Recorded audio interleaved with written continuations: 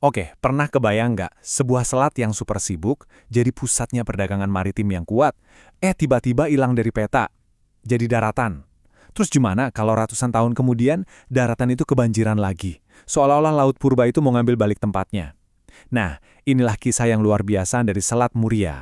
Jadi, cerita ini dimulai di awal tahun 2024. Waktu itu terjadi banjir yang luar biasa dahsyat di pesisir utara Jawa Tengah. Wilayah Demak dan sekitarnya itu lumpuh total. Jalan-jalan berubah jadi sungai, dan ya, ribuan orang terpaksa harus mengungsi dari rumah mereka. Dan ini bukan sekedar genangan air biasa ya. Coba bayangin, di beberapa lokasi tinggi airnya itu sampai 3 meter. 3 meter itu cukup buat menenggelamkan rumah sampai atapnya kelihatan dikit doang atau bahkan nggak kelihatan sama sekali. Jelas, bencana ini melumpuhkan semuanya. Transportasi, ekonomi, semua aktivitas berhenti.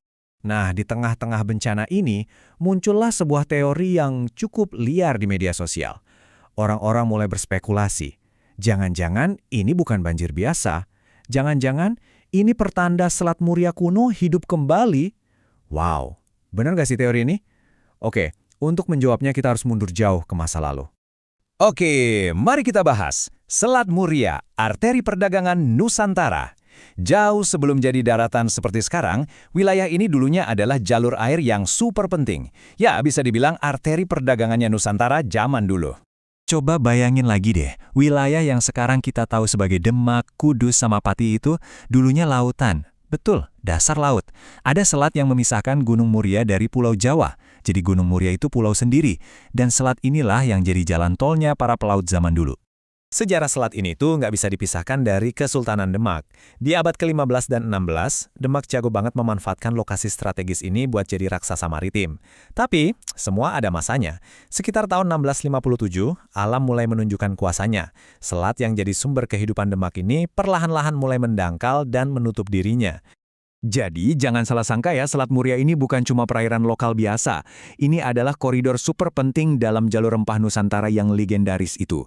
Angin muson jadi semacam mesin pendorong gratis bagi kapal-kapal dagang yang lewat menghubungkan perdagangan dari ujung barat sampai ujung timur Nusantara. Keren banget kan? Selat ini benar-benar jadi jantung ekonominya Demak. Kenapa? Ya karena ini pelabuhan utamanya sekaligus jalan pintas yang strategis buat para pedagang. Di sepanjang pesisirnya, banyak banget pelabuhan-pelabuhan kecil. Komoditasnya macam-macam, dari beras, garam, terasi, sampai kain tradisional. Tapi yang paling hebat, disinilah pusat pembuatan kapal-kapal Jawa yang canggih pada masanya. Nah, kita ngomongin soal kapal canggih, inilah dia, kapal Jung Jawa. Ini bukan perahu kecil loh, ini kapal dagang raksasa yang dibangun di galangan-galangan kapal sepanjang Selat Muria. Bahannya dari kayu jati pilihan. Ini bukti nyata betapa hebatnya teknologi maritim dan keahlian para nenek moyang kita. Jadi, selat ini bukan cuma jalur lewat, tapi juga pabriknya kekuatan laut Nusantara. Oke, bagian berikutnya, hilangnya sebuah selat. Nah, ini dia pertanyaan utamanya. Gimana ceritanya sebuah jalan tol maritim yang sepenting ini kok bisa hilang begitu saja? Jawabannya ada di proses geologi yang namanya sedimentasi. Gampangnya gini. Ada 4 langkah. Pertama, ada erosi besar-besaran dari pegunungan sekitar kayak Muria, Kendeng, dan Rembang.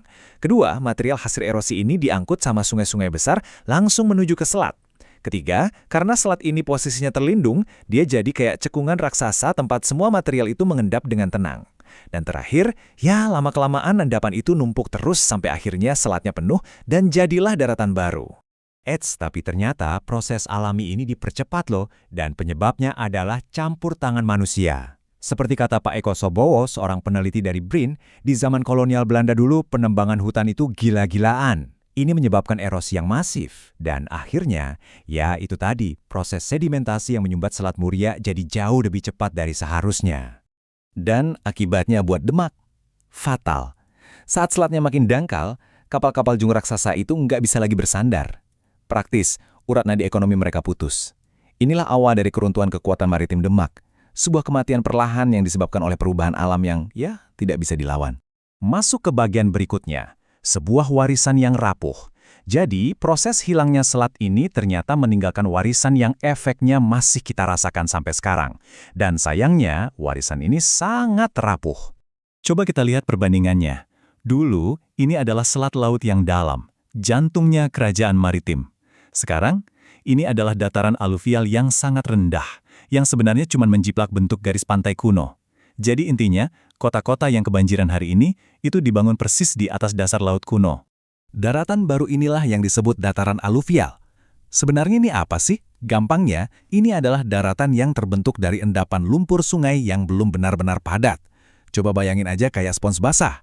Secara geologi, tanahnya ini masih muda, nggak stabil, dan posisinya rendah banget. Nah, ini kan resep yang sempurna untuk bencana banjir kan? Jadi, sekarang kita bisa jawab misteri di awal tadi. Banjir besar ini bukanlah laut yang kembali atau selatnya hidup lagi. Bukan. Ini lebih tepatnya adalah air, entah dari hujan ekstrim atau luapan sungai, yang secara alami mencari jalan ke tempat paling rendah. Dan tempat paling rendah itu, ya kebetulan, adalah kontur dasar dari selat kuno itu sendiri. Lalu, bagaimana masa depan pesisir utara?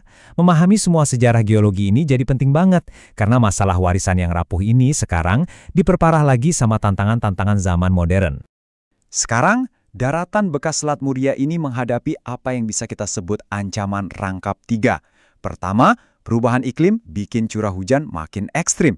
Kedua, pengambilan air tanah yang masif bikin daratannya ambles turun terus. Dan ketiga, di saat yang bersamaan, permukaan air laut global juga terus naik. Kombinasi 3 hal ini, wah, ini seperti bom waktu buat seluruh wilayah pesisir utara Jawa. Pada akhirnya, kisah Selat Muria ini bukan sekedar cerita tentang geografi yang hilang. Ini adalah sebuah peringatan keras buat kita semua, tentang gimana proses alam, sejarah, dan aktivitas manusia itu saling berkaitan dan gak bisa dipisahkan. Ini memaksa kita semua buat bertanya pada diri sendiri, apakah kita benar-benar siap menghadapi warisan geologis tempat kita hidup sekarang? Semua pembahasan kita kali ini dirangkum dari berbagai sumber terpercaya yang bisa Anda lihat di layar. Terima kasih sudah menemani kami menelusuri jejak selat yang hilang ini. Sampai jumpa!